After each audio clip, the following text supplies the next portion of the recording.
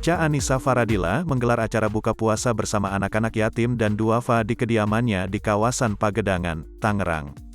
Lama tak terlihat warawiri di layar kaca, ternyata Ica Anissa Faradila kini sibuk geluti bisnis.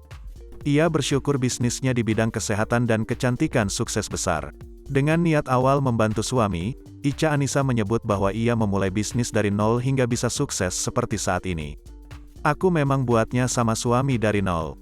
Suami saya kebetulan di penerbangan, ya sudah saya mau bantu keluarga," ujarnya.